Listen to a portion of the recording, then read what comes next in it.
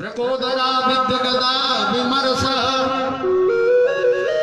भगनोरुगण्डे धृतराष्ट्रपुत्रे भर्तुं प्रियं द्रोणरीति स्म पश्यन् कृष्णासुतानां स्वपिता शिरंसि। अपने मित्र का भला चाहने वाला, मित्र का भला चाहने वाला द्रोणाचार्य का पुत्र अश्वत्थामा वहां आया। भैया तुम्हारे भाई समाप्त हो गए तब तक नहीं रोए, आज तुम रो रहे हो। बोले मेरे आंखों के आंसुओं को पूछना चाहते हो, मुझे हंसाना चाहते हो। एक काम करो, बोलो मैं तुम्हारा मित्र हूं, और मित्र उसे कहते हैं जो दुख में साथ देता हो। पांचों पांडवों का वध चाहता, एक बार सुनोगे? जिसने जीवन भर बुरा किया, जीवन भर, और मरते मरते वक्त भी शमशान जंश की इंतजार करते हैं, मरते वक्त भी, मरते मरते भी बुरा करने की तैयारी कर रहा है। बताओ उसका क्या? अब दुर्योधन तो मरना ही वाला है, 2 दिन में 5 दिन, जिसका शरीर टूट गया, हड्डियां टूट गई तो मरे। पांचों पांडवों का वध चाहता। अश्वत्थामा ने कहा मैं प्रतिज्ञा कर रहा हूं, प्रातःकाल दिन निकलने से पहले मैं पांचों पांडवों का वध करके तुम्हारे सामने आऊंगा। ऐसी प्रतिज्ञा करके अज्ञातवास में जहां पांडव रह रहे हैं वहां जा रहा है। उनके बीच में भगवान भी सो रहे हैं। परमात्मा को सब पता लग गया। द्वारकाधीश भगवान ने पांचों पांडव, द्रौपदी और द्रौपदी के 5 पुत्रों से कहा मुझे कुछ बुरा लग रहा है, कुछ अपशकुन लग रहा है, ऐसा करो इस जगह को छोड़ दो, और यह जगह को छोड़ करके कहीं हम दूसरी जगह आज विश्राम करेंगे। पांडवों ने बात मान ली, द्रौपदी ने भी बात मान ली, पर बालक बोले हम तो यही सोएंगे, जो भी होगा जो होगा सो देखा जाएगा। भगवान ने बहुत समझाया पर नहीं माना। कहते न बाल हट, स्त्री हट और राज हट पटक दिया। द्रौपदी और पांडवों को लेकर के भगवान अन्यत्र चले गए और 5 बालक वहां सो रहे थे। अश्वत्थामा रात्रि में आया, देखा 5 सो रहे हैं, पांडव ही होंगे, पांडव ही होंगे। पांडव समझ करके 5 का वध कर दिया। अपाहरत दिगम प्रमेय जुगुप्सितम कर्म विगरहयन्ति।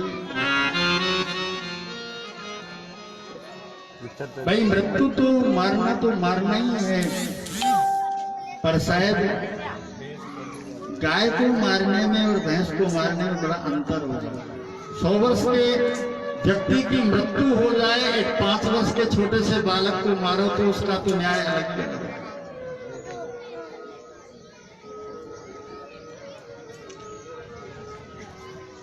सिर लेकर के दौड़ा दुर्योधन के पास में आया, खड़े हो जाओ, मैं 5 पांडवों को मार कर आया हूं। दुर्योधन ने हाथ में लेकर के सिरों को देखा तो छोटे छोटे बालकों के सिर हाथ में लेते ही टूटने लगे। भाई भाई में दुश्मनी थी, पर द्रौपदी के 5 पुत्रों को देख करके दुर्योधन रो पड़ा। मेरी दुश्मनी आपसे है तो आपके बालकों से मेरी दुश्मनी थोड़ी। बालक दुर्योधन रो पड़ा, दुष्ट तू मेरा मित्र नहीं है, मैंने आज देखा है तू मेरा दुश्मन निकला, जो मेरे परिवार का तूने नाश कर दिया। कौरव और पांडवों में अगर कहीं इस वंश को चलाने का कोई बीज था तो द्रौपदी के 5 पुत्र थे। मेरी लड़ाई तो पांडवों से थी, इन बालकों से मेरी लड़ाई थी। तुमने मेरे साथ बहुत बुरा किया। अश्वत्थामा वहां से चले गया। इधर प्रातः काल द्रौपदी जगी और जगने के बाद सबसे पहले अपने पुत्रों की याद आई। जाकर के वहां देखा जहां पुत्र सोए थे वहां तो खून की नदी बह रही। माता शिशूनां निधनं सुतानां निसम्म घोरं परितप्यमानां यादवारुदावास्तपुलाकुलाक्षी तां संतयन्नाय किरीटमाली।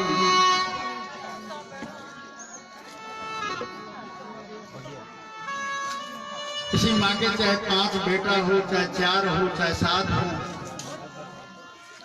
कदाचित 7 में से एक भगवान के घर चले जाता है। पूछते हैं माता जी कितने बालक हैं, तो बताती तो बाद में, पहले रोती है और रोकर कहती है महाराज 7 थे, एक चले गए, अब 6 हैं, और 6 मेरे पुत्र हैं, सबका घर बाहर है। तो मैं पूछता हूँ माता जी 6 हैं और 6 ने आज पूरा गांव रोक रखा है, एक गया तो क्या हुआ, तो क्यों रो रही है? नहीं महाराज आज वो भी होता तो कितना, ये माँ की ममता होती है। और जिस माँ के एक साथ में पूरे 5 ही चलेंगे, उस माँ से क्या बीती होगी बताइए आप। ये कथा तो ऐसी कथा है जैसे किसी गूंगे आदमी को आप गुड़ खवाओ, बर्फी खवाओ, और फिर पूछो उससे कि बर्फी का स्वाद कैसे आया। क्या बेटा बेटा बेटा विलाप कर। अर्जुन आए, 5 पांडव आए, अर्जुन ने सांत्वना दी, जिस अश्वत्थामा ने तुम्हारे पुत्रों का वध किया है, मैं प्रतिज्ञा करता हूं उसको तुम्हारे सामने लेकर आऊंगा।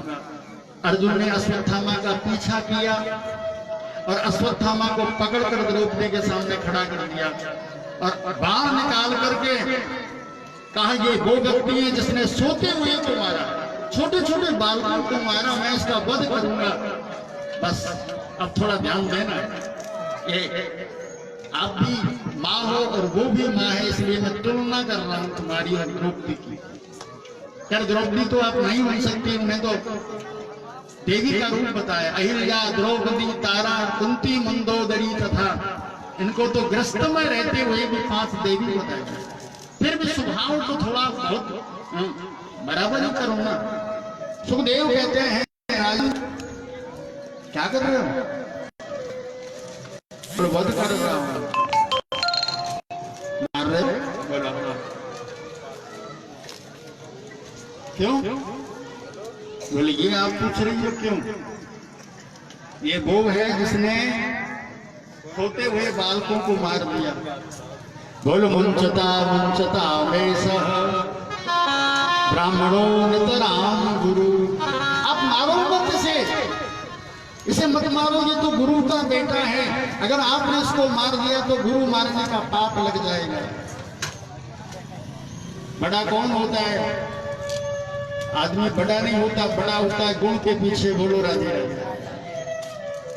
गुण देखो आप, जिसके 5 पुत्र तुम्हारे, मैंने देखा है, बहुत जगह देखता हूँ, थप्पड़ मार देता है, बेटा रोता रोता आता है, क्या हो गया मम्मी, फलाने के बालक ने मेरी थप्पड़ मार दिया, बस ब्लड प्रेशर हाई हो जाता है, आंख में दम डालेगी, घर से लेकर पूरे गांव तक गाली गाएगी, और गाली गाते गाते जब तक सुखारी रोटी नहीं सुनाएगी तब तक रोटी नहीं खाएगी। बोलो राजा क्या? और द्रौपदी देखो जो अपने पति से कह रही है आप इसे मत मारो, ये तुम्हारे गुरु का पुत्र है। और दूसरी बात, ब्राह्मण है, ब्राह्मण से कोई गलती होती है तो और कोई दंड दे दो, पर मृत्यु दंड नहीं दिया जाता है। अगर आपने मृत्यु का दंड दे दिया तो बहुत बड़ा पाप है। अच्छा एक तीसरी बात और बताती हूँ, मैं स्त्री हूं इसलिए बता रही हूं, आपने अगर इनको मार दिया तो मेरे 5 बेटा मुझे मिल जाएंगे क्या? बोलो नहीं मिलेंगे। नहीं मिलेंगे? बोलो नहीं, मेरे पुत्र मिलेंगे नहीं। और जिस दुख से, जिस पीड़ा से, जो गरम गरम आंसू दुख के मेरी आंखों से निकल रहे हैं, वो इनकी माता की आंख से निकलेंगे। इसलिए मैं नहीं चाहती हूं कि परमात्मा जो दुख मुझे दिया वो इनकी मां को भी दे। यह है द्रौपदी। अब अर्जुन धर्म संकट में पड़ गया। अर्जुन ने सोचा मैंने तो सौगंध खाई है, मैंने तो गांडीव की सौगंध खाई थी कि मैं गांडीव की सौगंध खाता हूं, द्रौपदी तुम्हारे पुत्रों के वध करने वाले को मृत्यु दंड दूंगा, मेरा क्या होगा? द्रौपदी मना कर रही है। अर्जुन की सौगंध का सवाल है, तब अर्जुन ने, भगवान खड़े थे, इशारा किया, आप बताओ मैं क्या करूं। भगवान ने हंस करके कहा, देखो जी, अब आपका घर का प्रश्न है ये, अगर मैं आपका पक्ष चलूंगा तो द्रौपदी जी नाराज हो जाएंगी, द्रौपदी की तरफ बोलूंगा आप नाराज हो जाओगे, इसलिए जो करना है आप करो, मारो तो बढ़िया, छोड़ो तो बढ़िया। नहीं नहीं, आप जो कहोगे ना वही मान लेंगे, आपकी बात पर द्रौपदी भी नाराज नहीं होगी और मैं भी नाराज नहीं हूँ। भगवान ने कहा तो मैं बोलो। अब भगवान ने कितनी चालाकी करी, भगवान ने भी अपने ऊपर नहीं लिया और भगवान बोले जो भागवत में लिखा है वो सुना देता हूँ। अब भागवत में भगवान में अंतर थोड़ी है, बोलो राधे राधे। गीता में भगवान में अंतर थोड़ी है, गीता भगवान की वाणी है, भागवत भगवान का रूप है, बोलो राधे राधे। लेकिन भगवान ने भागवत के ऊपर लेते हुए कहा, भागवत में लिखा है, ब्रह्म बंधु न हंतव्या आतताइर्वदाहरणा मेयं गोभे ब्राह्मणाकं परिपायानुशासनम, ब्राह्मण का वध नहीं करना चाहिए। और सुनो, आतताई को नहीं छोड़ना चाहिए। अब फैसला तो किया पर तोतली भाषा नहीं करनी। अब तोतली भाषा जो बोले उसकी भाषा को तो या तो उसका माँ समझे, उसका बाप समझे, दूसरा तो क्या समझे। एक तरफ कहते हैं कि ब्राह्मण का वध नहीं करना चाहिए, दूसरी तरफ कहते हैं जो आतताई है उसको नहीं छोड़ना चाहिए। आतताई कहते हैं आग लगाने वाला, जहर देने वाला, दूसरे की जमीन और मकान पर जबरदस्ती कब्जा करने वाला, बाल हत्या करने वाला, अग्निदो गर्दमानश्च, दूसरे की पत्नी को जबरदस्ती अपना बनाने वाला, दाराग हरता च, ये 6 प्रकार के निषिद्ध कर्म करने वाले को आतताई पापी कहा गया है। डबल पापी, आतताई। तो ये ब्राह्मण तो है पर इसने तो छोटे छोटे बालकों का वध किया, इसलिए तो पापी भी है। अब एक तरफ तो भगवान कह रहे हैं ब्राह्मण का वध मत करो और एक तरफ कहते हैं आतताई को नहीं छोड़ना चाहिए। अब मैं क्या करूं? अर्जुन ने कहा मैं समझ गया भगवान क्या कह रहे हैं। भगवान तो कह रहे हैं मैं समझ गया। भगवान की भाषा परोक्षता की है, परोक्षता की। आप में सब कोई डिग्री धारियों की ऐसे जो सब बोलो राधे राधे, कोई डिग्री नहीं। परोक्षता का अंत परोक्षता, परोक्षता नहीं जाना। अच्छा तो बहुत मेहनत करनी पड़ेगी, बोलो राधे। अच्छा ये भाई साहब बैठे ना पीछे घड़ी वाले, इनसे मैं कुछ कहना चाहता हूं।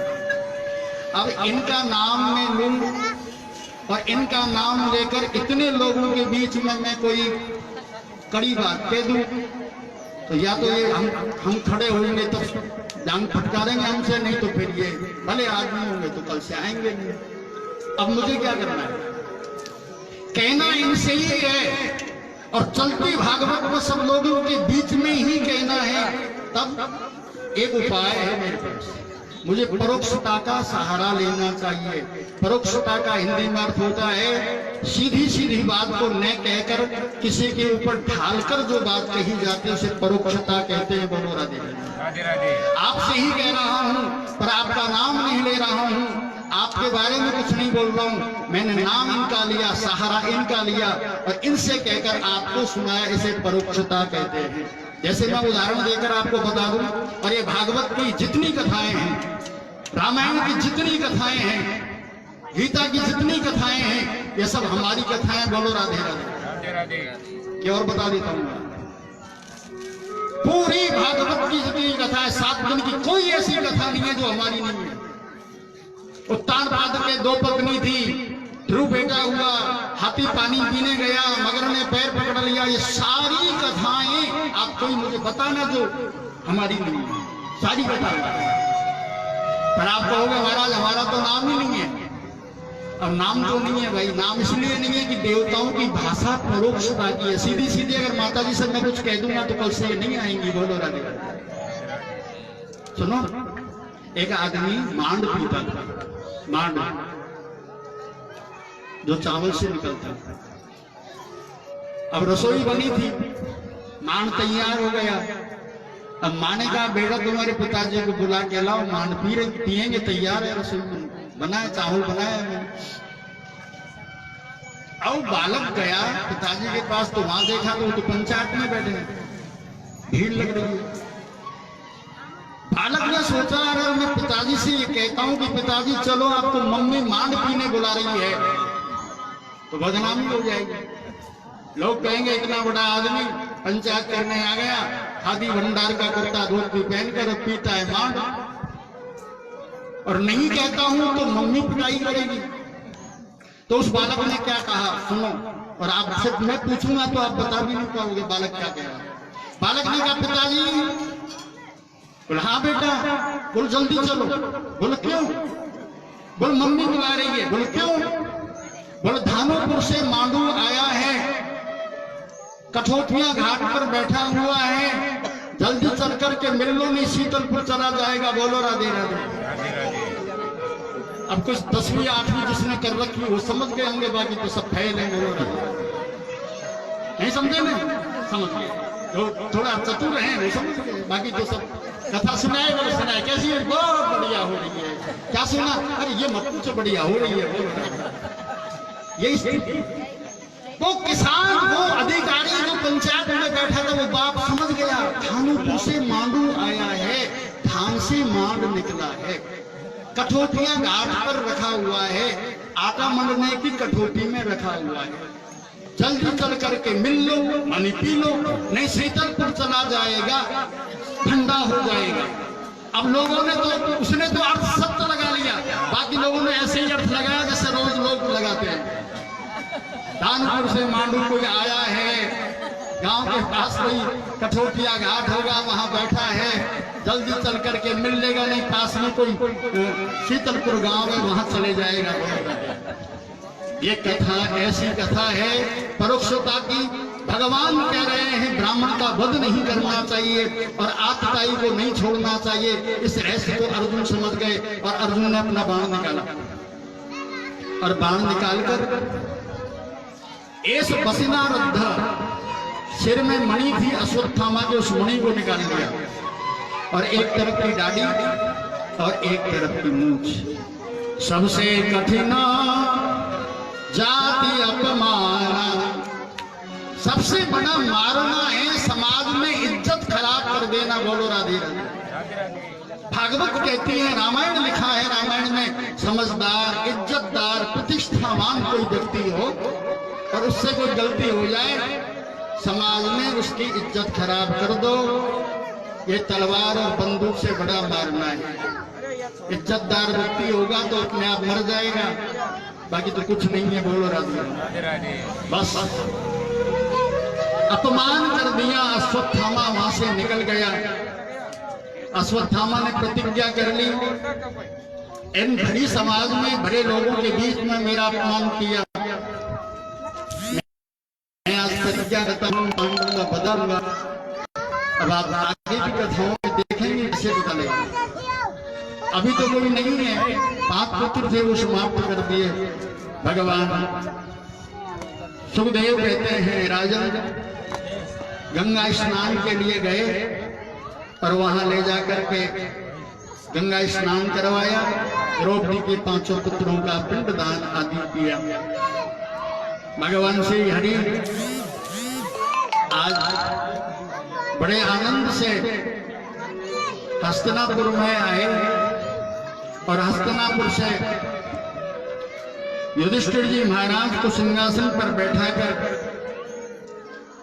आज जाने की तैयारी कर रहे हैं। परमात्मा ने विदा ली और रथ पर बैठ गए, और रथ पर बैठकर भगवान हस्तिनापुर से थोड़ा सा आगे निकले। इतनी देर में तो अश्वत्थामा ने ब्रह्मास्त्र छोड़ दिया। अश्वत्थामा ने ब्रह्मास्त्र छोड़ दिया। उत्तरा रोती रोती आई, उत्तरा का शरीर जलने लगा। वैसे पांडवों के यहाँ अब कुछ नहीं है, लेकिन अभिमन्यु की पत्नी उत्तरा को गर्भ है और इस गर्भ को समाप्त करने के लिए ब्रह्मास्त्र छोड़ दिया। अगर ये गर्भ समाप्त हो गया तो पांडव कौरवों का वंश समाप्त। पाहि पाहि महायोगिन देव देव जगतपते नान्यं तद्भयं मृत्युर्यत् मृत्यु परस्परम। मुझे बचाओ, मैं आपकी शरण में हूं, मैं आपकी शरण में। आचार्य प्रवर कहते हैं राजन भगवान नीचे आए, चक्र सुदर्शन के द्वारा उत्तरा के गर्भ शरीर की रक्षा करी और अंगूठे के बराबर छोटा सा रूप बनाकर भगवान गर्भ में प्रवेश किया। अगर सच्चे मन से भाव से कोई मुझे पुकारता है तो मैं गंदे से गंदे स्थान पर भी जाने को तैयार। उत्तरा की गर्भ की भगवान ने रक्षा करी। उत्तरा स्तुति कर रही है, भजमन बद्री विशाल नटवर गोपाला, भजमन बद्री विशाल नटवर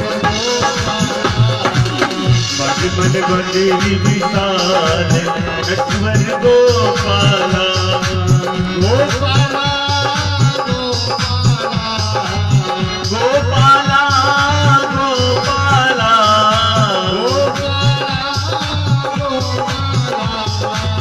गोपाला गोपाला, भजमन बद्री विशाल नटवर भजमन बद्री विशाल नटवर गोपाला।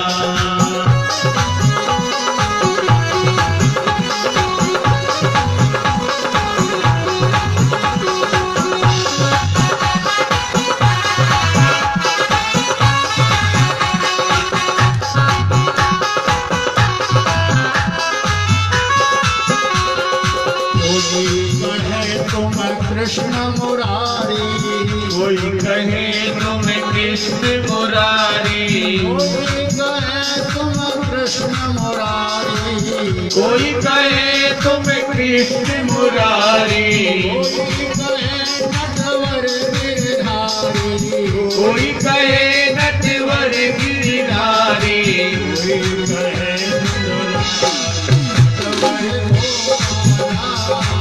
कोई कहे नटलाल भजमन गोपाला, भजमन बद्री विशाल नटवर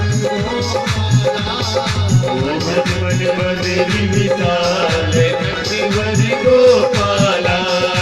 दुर्योधन से मेवा त्यागे, दुर्योधन से मेवा त्यागे, भूख लगी जब उठ कर भागे, भूख लगी जब उठ कर भागे, धुरो घर खाय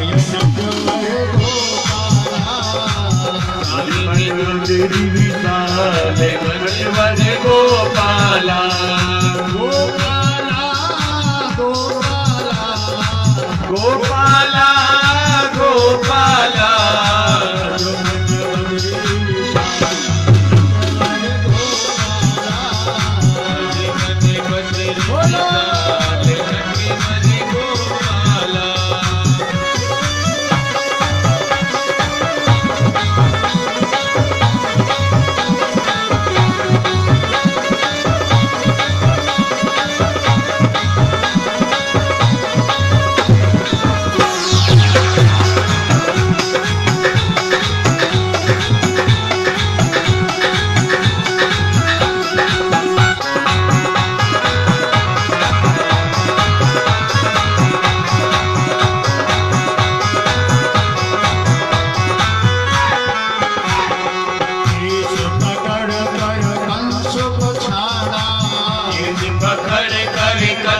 पछाड़ा, केस पकड़ कर कंस पछाड़ा, केस पकड़ कर कंस पछाड़ा, उसी बन कर रावण मारा, उसी बन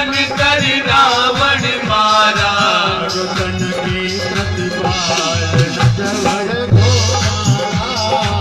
भगतन के प्रतिपाल भगवन गोपाला मीराबाई सजन कसाई मीराबाई सजन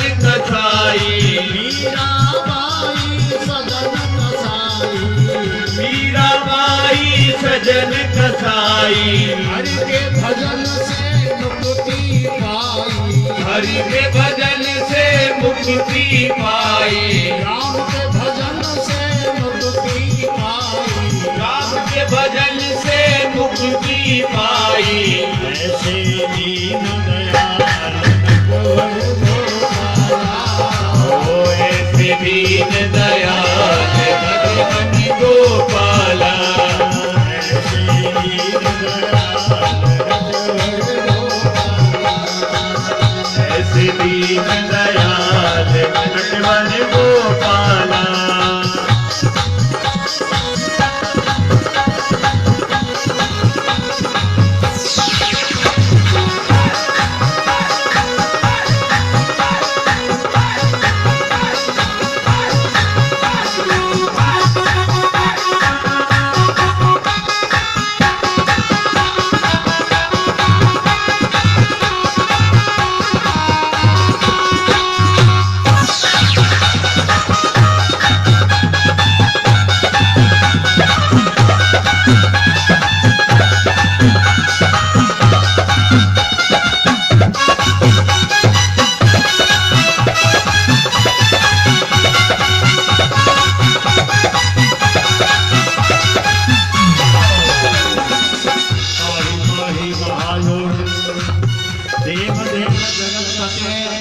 नान्यं तद्भयं मृत्यु परस्परम।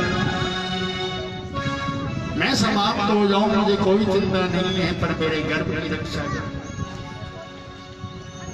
भगवान ने गर्भ में जाकर के उत्तरा के गर्भ की रक्षा की। उत्तरा ने स्तुति करी, मेरे गोविंद रथ में बैठ गए। फिर रथ चलने लगा, उत्तरा वापस आ गई महलों की तरफ। धीरे धीरे रथ थोड़ा ही आगे बढ़ा, इतनी देर में भगवान की भुआ जी आ गई। कुंती वसुदेव जी की बहन है, तो गोविंद की भुआ लगती है। भुआ जी ने आकर के भगवान का रथ रोक दिया। ठाकुर जी ने मन में विचार किया, मैं सबको विदा लेकर आया, प्रेम से सबसे मिलके आया, फिर अब ये रथ रोक क्यों रहे? भुआ जी क्या हो गया? आंखों में आंसू। कुंती बोली, मैं कुछ मांगना चाहता हूं। भगवान ने कहा, भुआ जी आपसे विदा लेकर आया, आपने पहले कुछ नहीं मांगा और अब इतनी दूर रथ आ गया, मेरा अब मांग रही हो। पर लोगों के सामने मौका नहीं मिला, अब मांगा। एक बात बोलूं, कितनी बार आपने कथा सुनी होगी, मांगने का अर्थ जानते हो? कुंती क्या मांग रही है, क्यों मांग रही है? कुंती मांग नहीं रही है, कुंती एकांत में भगवान के ऊपर कृपा बरसा रही है। आपने मेरे ऊपर कितनी कृपा करी, बोलो राधे। आपने कितने लोग ऐसे बैठे हो जो रोज एकांत में भगवान से ये कहते हो कि आपने मेरे ऊपर कृपा करी है? कोई नहीं। ऐसे लोग तो मैंने बहुत देखे जो ये पड़ोसी तो कुछ नहीं करता, हम तो जब भी भागवत होती है खूब करते, खूब देते, नाच भी पटकते, सुबह सुबह मछलियों को भी डालते, पक्षियों को। पर राम जी ने इसी को दिया, हमको तो जिंदगी में आप कुछ। राम जी को गाली देने वाले तो मैंने बहुत देखे, पर ऐसा नहीं देखा कि जो ये कहे प्रभु ने मुझे बहुत कुछ दिया। और वो भी एकांत में, किसी को सुनाओ, एकांत में भगवान के सामने ये कहो, प्रभु मैं कितना था तो आज तूने कितना किया। कुंती कृपा सुना रही है, थोड़ा शांति से सुनो, बाकी ध्यान नहीं दिया, आप थोड़ा सुनोगे मुझे लग रहा है।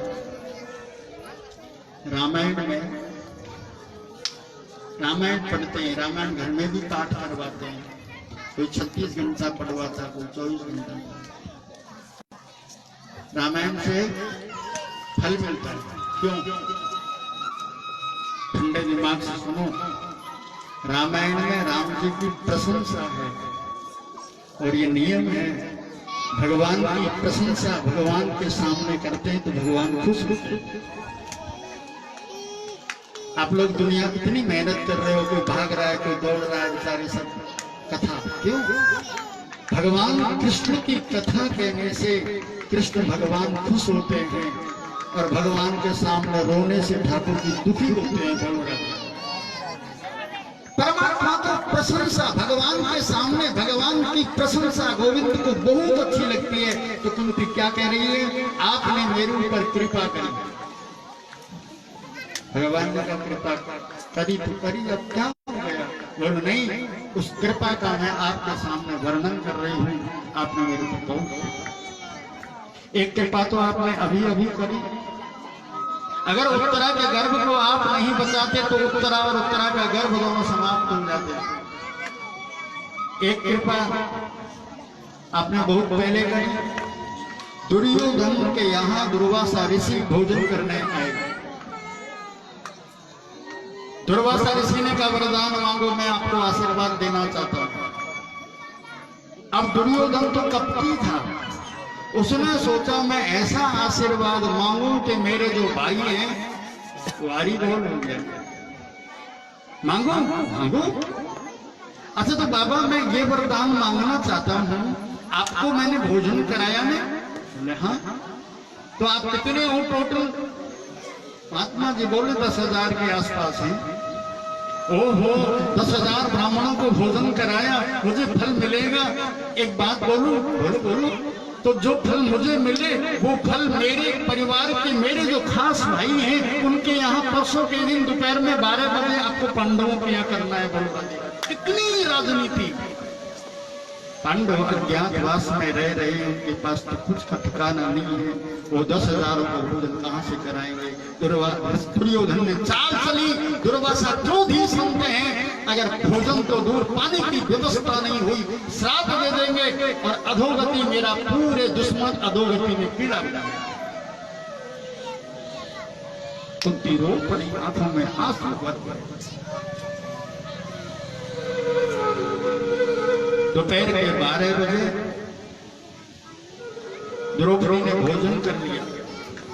और आज भी नियम है, जो स्त्री धर्म जानती है अपना पातिव्रत धर्म क्या होता है, उसका नियम होता है परिवार में छोटे बड़े पति नौकर चाकर सब भोजन कर लेते, इसके बाद में वो पीछे भोजन करते। सारे सबको भोजन कराया। द्रौपदी ने बाद में भोजन किया। सूर्य नारायण भगवान के द्वारा दी हुई भगोनी, जिसका नाम है अक्षय पात्र, उसका नियम है कितने भी लोग भोजन करें रसोई में कमी नहीं होगी। लेकिन द्रौपदी के भोजन करने के बाद बर्तन खाली हो गए। आज तो माता जी ने भी भोजन कर लिया, बर्तन मानकर धूप में सूखा दिया। दुर्वासा ऋषि 10,000 महात्माओं को लेकर पहुंचे। गृहस्थ आश्रम का नियम है, कोई भी आता है तो उससे पूछते हैं आप जल पियोगे, आप भोजन करोगे? ये हमारा सबसे बड़ा धर्म है, सबसे बड़ा यज्ञ है गृहस्थ का। प्रणाम किया, महाराज भोजन करोगे? दुर्वासा बोले अभी तो कोई समय नहीं है ज्यादा, अभी तो 12 ही बजे हैं, भोजन तो करना ही है। और सुनो, भोजन करेंगे, मैं अकेला नहीं, 10,000 शिष्य हैं मेरे संग में और हम आपके घर में भोजन करेंगे। आप भोजन की व्यवस्था करो, अभी स्नान नहीं किया है, हम स्नान करके आते हैं। दुर्वासा स्नान करने चले गए। द्रौपदी रसोई घर में देख गई तो वहां तो महाराज कुछ नहीं था, 100 ग्राम आटा भी नहीं था। ऋषि आएंगे, भोजन व्यवस्था होगी नहीं, क्रोधी महात्माएं क्रोध में आकर हमको श्राप देंगे, हम जल करके राख हो जाएंगे। मरने से डर नहीं, परमात्मा मारे तो अच्छा, लेकिन अधोगति हो तो बुरा। द्रौपदी रसोई घर में चले गई और आंखों में आंसू भरकर रो रही है। भगवान भोजन कर रहे थे, रुक्मणी हवा कर रही है। भगवान को हिचकी आई। ऐसा बताते हैं कि हिचकी तब आती है कोई याद करता है। रुक्मिणी जी ने कहा भोजन बढ़िया नहीं बना प्रसाद। भगवान की आंखें भर आई, भोजन तो बढ़िया बना है पर भूल हो गई, मेरा तो आज के दिन निमंत्रण था किसी के घर, पर मैं ध्यान नहीं रहा, मैंने आपको भोजन कर लिया। ठाकुर जी ने अपनी थाली को आगे कर दिया और रथ में बैठकर दौड़ कर आए द्रौपदी के यहाँ। आते ही द्रौपदी ने कहा, द्रौपदी लाओ, भूख लगी है, भोजन कराओ। द्रौपदी बोली, तो आप भी भूखे ही आ गए, जिस भूख से मैं दुखी हूं उस भूख को आप भी लेकर आ गए। भगवान ने कहा, गलती नहीं है, मैं तो भोजन कर रहा था पर आपने याद किया तो मैं दौड़ कर आ गया, इसलिए पहले भोजन कराओ। द्रौपदी महाराज 10,000 बाबाजियों को भोजन कराना है और भोजन की व्यवस्था आपको करनी। भगवान ने कहा, मैं कुछ नहीं सुनूंगा, पहले भूख लगी है, भोजन कराओ। हे भगवान, भोजन कहां से कराऊं? मैं मजाक नहीं कर रही महाराज, मेरी रसोई में कुछ नहीं है, सारे बर्तन मान मूल के वो धूप में उल्टे रखे हैं, देखो। लेकिन परमात्मा की लीला को कौन तार पाए? भगवान ने कहा, बर्तन मांज दिए? बोला हाँ। भगवान गए रसोई घर में, भगोनी को लिया, कढ़ाई को लिया, पता नहीं क्या लीला, उस कढ़ाई को खूब मांझ कर द्रौपदी ने सुखाया था, पर कोई साग का तातू रह गया। बोलो राधे राधे राधे। उस साग के तंतु को उठाकर भगवान ने मुंह में जोर रख करके जोर से पुकार कर कहा, विश्वम तृप्तंतताम, सारा विश्व तृप्त हो जावे। जमुना के किनारे बाबा जी को डकार आ गई। बोलो राधे राधे। हमारे भीतर भूख है, उसे भूख लगती है तो हमें लगती है, उन्हें प्यास लगती है तो हमें लगती है। और जिस दिन वो परमात्मा चले जाएगा, आप खूब हलवा खिलाना, बादाम का कोई नहीं खाएगा। बोलो खाएगा सही थोड़ी। भगवान ने कहा, बुलाओ। द्रौपदी बोली, बुलाए तो सही, पर भंडा वो रसोईया नहीं है, कोई बर्तन नहीं है, टेंट हाउस नहीं है। भगवान ने कहा, सब हो जाएगा, आप बुलाओ। भीम बुलाने गए, दुर्वासा ऋषि भीम को देख करके भाग रहे हैं। भीम बोले, बाबा रुको, भागो नहीं, भोजन की व्यवस्था तैयार है। दुर्वासा शिष्य बोले, भोजन करना नहीं है, पेट में डकार आ रही है, खट्टी खट्टी। बोलो राधे। आज कुंती कह रही है, आपने कितनी कृपा करी, अगर दुर्वासा आते और भोजन की व्यवस्था नहीं होती तो हम श्राप देते। लाक्षा ग्रह से आपने बचाया,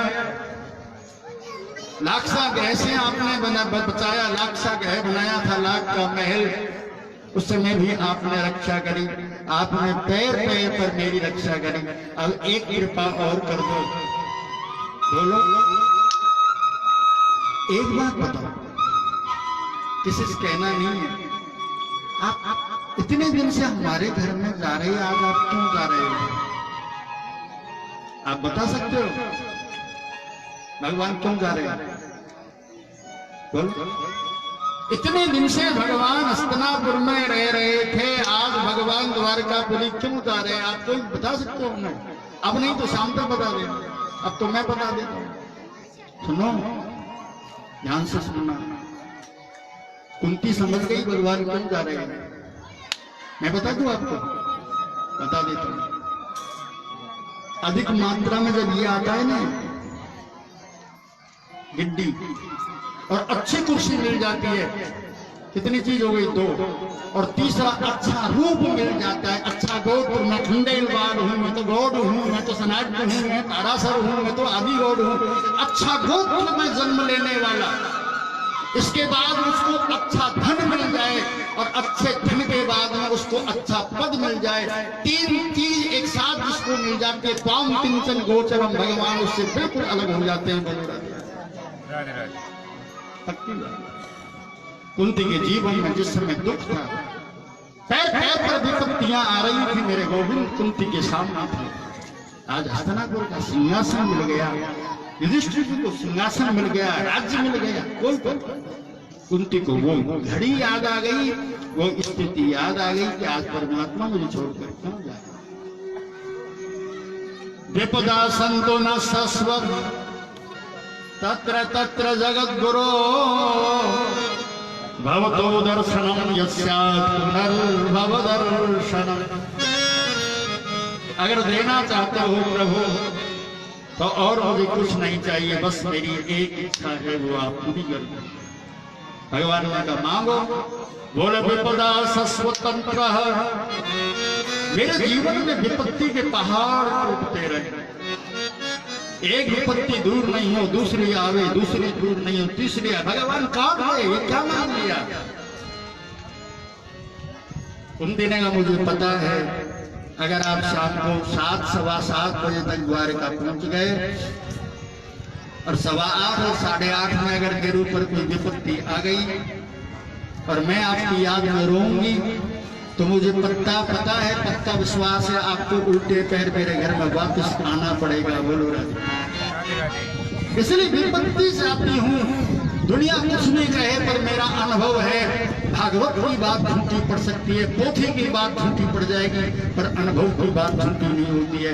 मैंने अनुभव देखा है, विपत्ति में परमात्मा का स्मरण होता है, विपत्ति में चंदन और माला की जरूरत नहीं होती है, नस नस से कृष्ण नाम उच्चारण होता है, और उसको विपत्ति नहीं कहते जिसमें भजन होता है। बोलो राजा।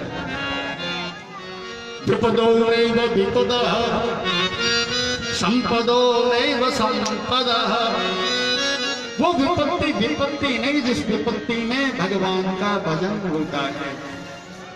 वो संपत्ति किस काम की जिसमें हनुमान चालीसा पढ़ने को चाहिए नहीं, एक लोटा जल सूर्य को चढ़ाने के लिए समय नहीं, पड़ोस में महादेव जी का मंदिर है, सोम है, प्रदोष है, पड़ोस के पड़ोस में एक लोटा शिव जी को चढ़ाने को समय नहीं है।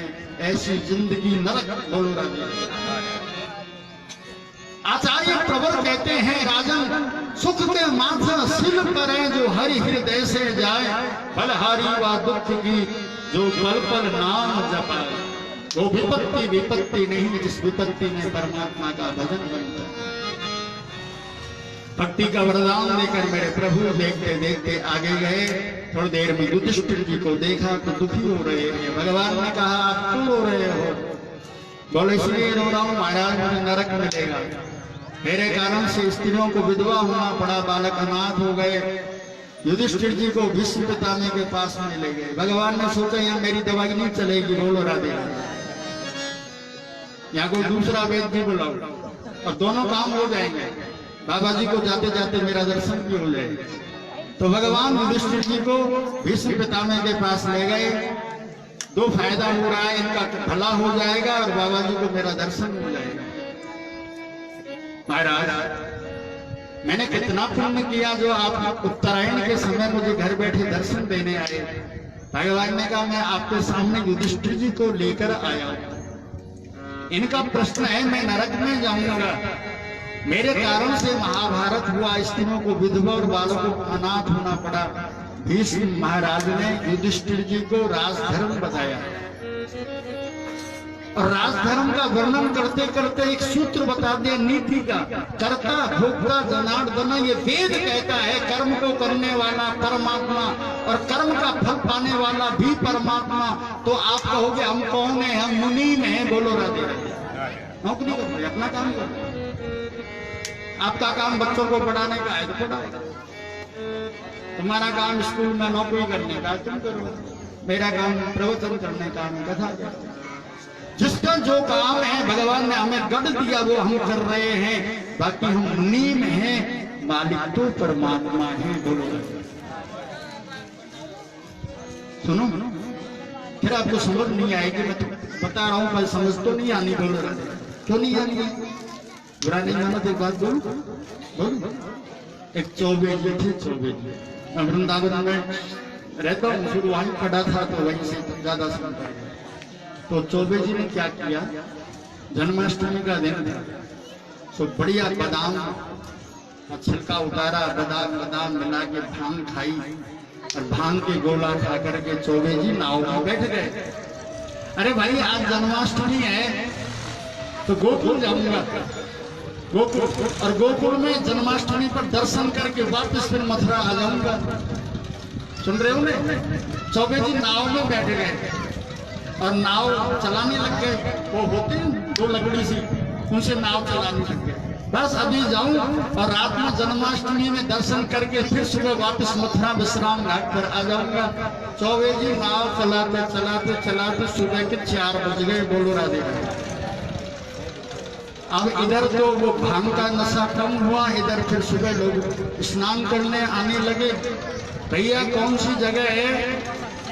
बोल मथुरा। मथुरा कौन सा घाट है? बोल विश्राम घाट।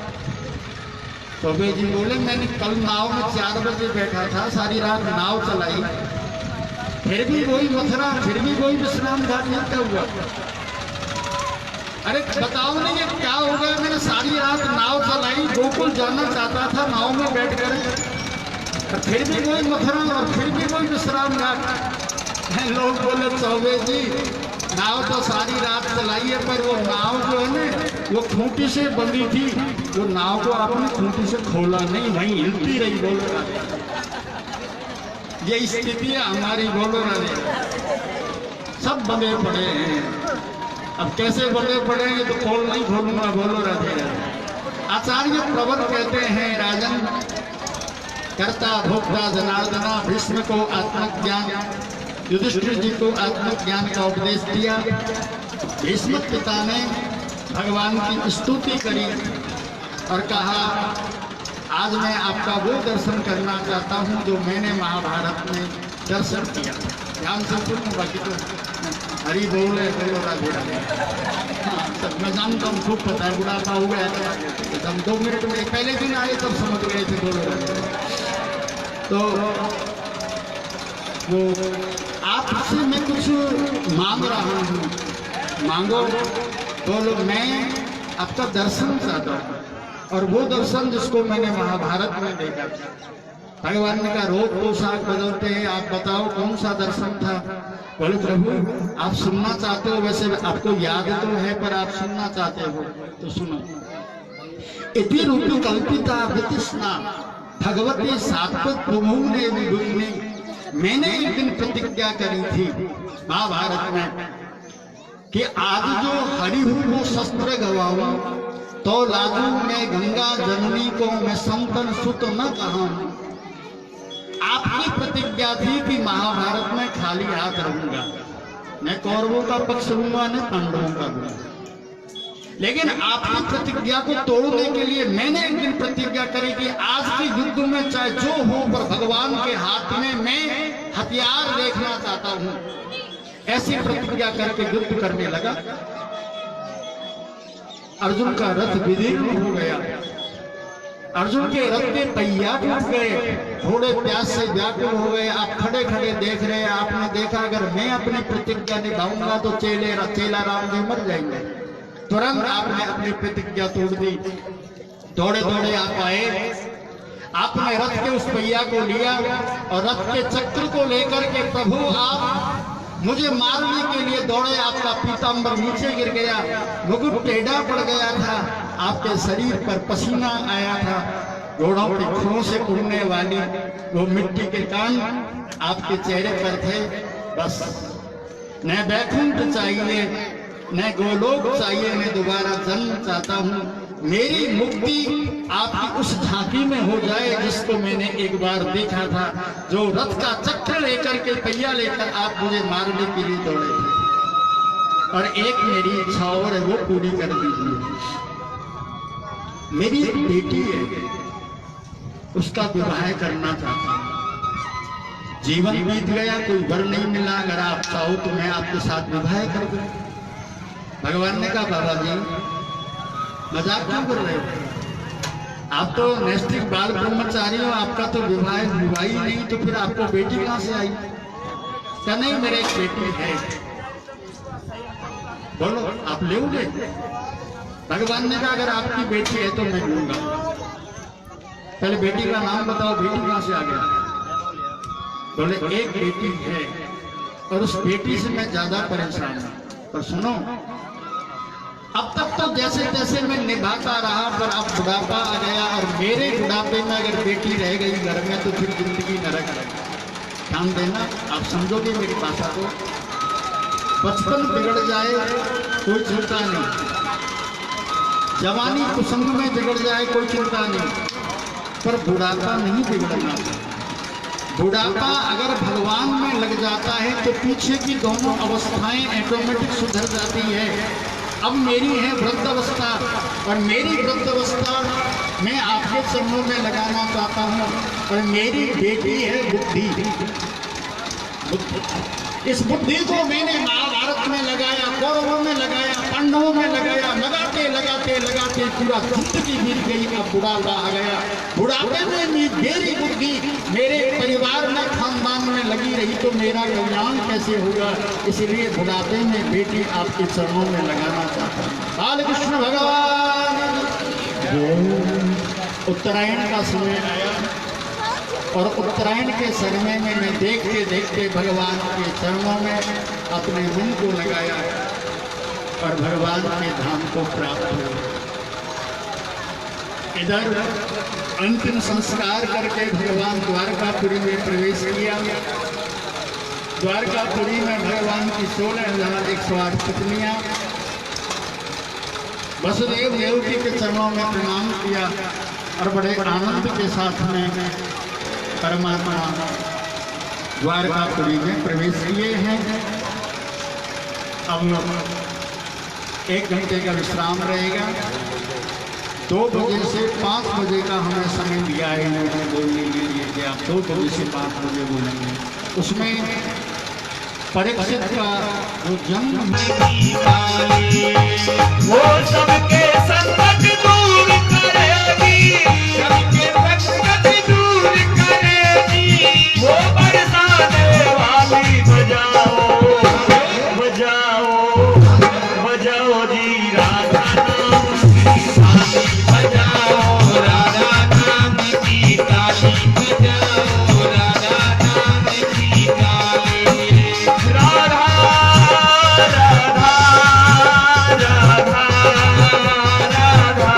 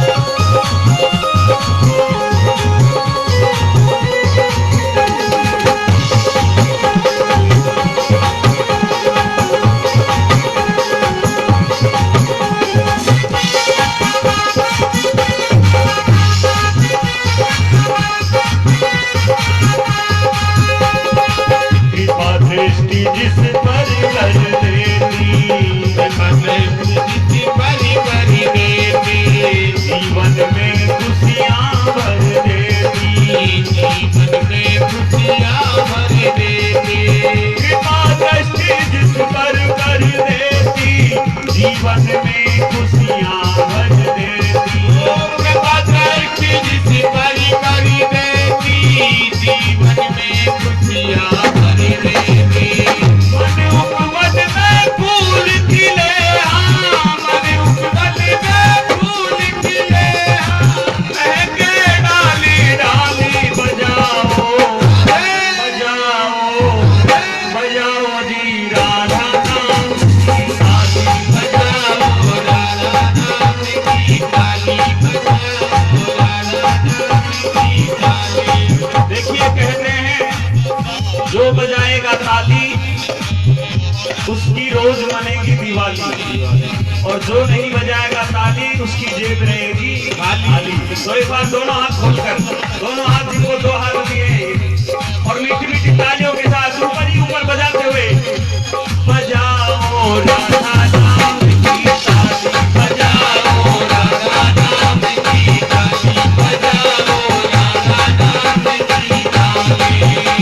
वो सबके संकट दूर करेगी, सबके संकट दूर करेगी, वो बरसाने वाली बजाओ बजाओ बजाओ जी राधा नाम की ताली, बजाओ राधा नाम की ताली, बजाओ राधा नाम की ताली, बजाओ राधा नाम की ताली, बजाओ राधा नाम की ताली, बजाओ राधा नाम की ताली, बजाओ राधा नाम की ताली, बजाओ राधा नाम की ताली, बजाओ राधा नाम की ताली, बजाओ राधा नाम की ताली, बजाओ राधा नाम की ताली।